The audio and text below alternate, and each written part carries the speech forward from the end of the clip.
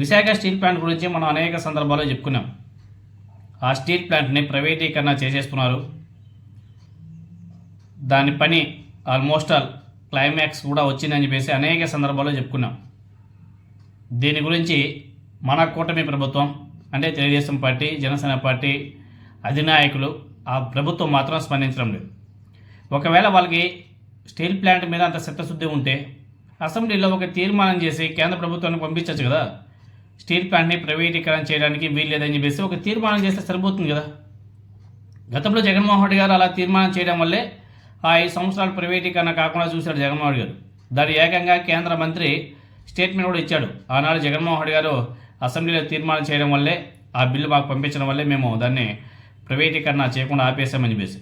మరి వీళ్ళు కూడా ప్రైవేటీకరణ కాకుండా చిత్తశుద్ధితో అసెంబ్లీలో తీర్మానం చేసి పంపించవచ్చు కదా. ఎందుకు పంపించడం లేదు? దాని మీద ఎందుకు నాటకాలు ఆడుతున్నారు?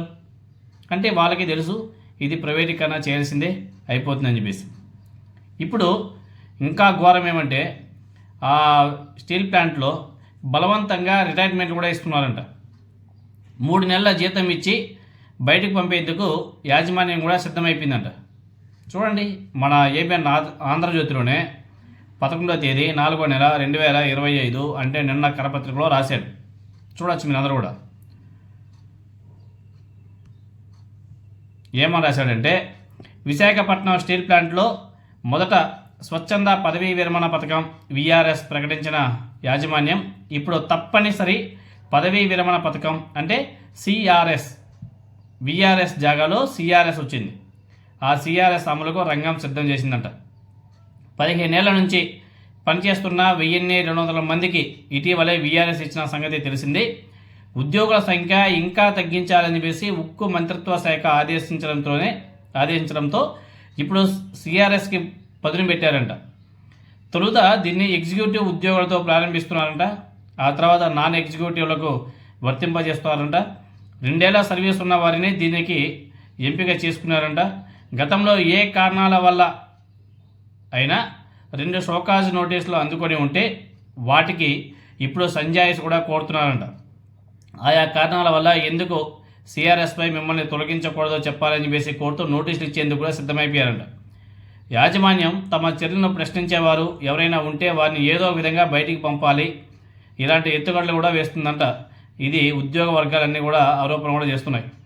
ఈ విధంగా సుమారు 100 మందికి సిఆర్ఎస్ ఇవ్వాలని చెప్పేసి ప్రణాళిక కూడా సిద్ధం చేసిందంట. ఈ విధంగా వెళ్ళిపోయే వారికి కేవలం 3 నెలల జీతం మాత్రమే ఇస్తారంట. ఎటువంటి నష్టపరిహారాలు రావు. గ్రాట్యుటీ అదేవిధంగా పిఎఫ్ వంటివి అందరితో పాటు వస్తాయి. రెండో విఆర్ఎస్ కూడా సిద్ధం చేశారంట అధికారులు. ప్లాంట్లో 2వ విడత విఆర్ఎస్ ప్రకటన ఇవ్వడానికి కూడా ఏర్పాట్లు జరుగుతున్నాయంట.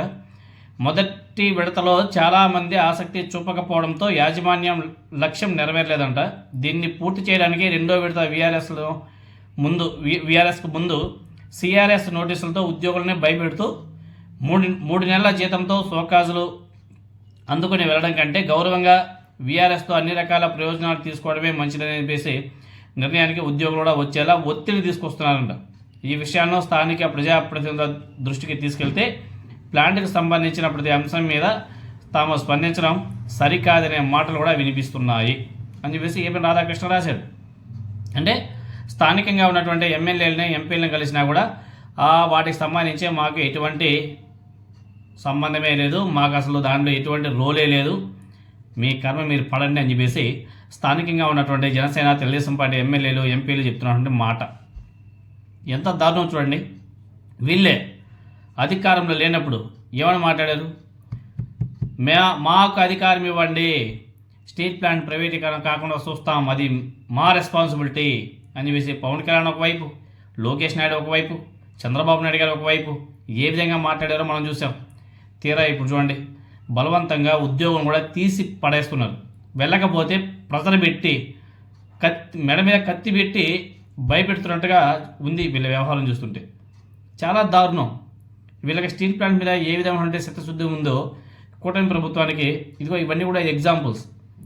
మరి ఇంకా మేము తెలుగుదేశం పార్టీని సపోర్ట్ చేస్తున్నాం, జనసేన పార్టీ మా కూటమి ప్రభుత్వం అంటే ఏదో రోజు మీ మెడ మీద కూడా కత్తి పెట్టినప్పుడు మీకు ఆ బాధ ఏంటో చాలా స్పష్టంగా ఈజీగా అర్థమవుతుంది. ఆ రోజు వరకు మా కూటమి, మా తెలుగుదేశం, మా జనసేన అనేసి మీరు అనుకుంటూ ఉండండి. మీ నెత్తిన ఏదో ఒక తల మెడ మీద కత్తి పెడతారు కదా కూటమి ప్రభుత్వం, ఆ రోజు ఆ పెయిన్ ఏంటో చాలా స్పష్టంగా అర్థమవుతుంది. ఆ రోజు మీరు కూడా లబో దీపం అని చెప్పేసి ఏడ్చే రోజులు దగ్గరలోనే ఉంటాయి.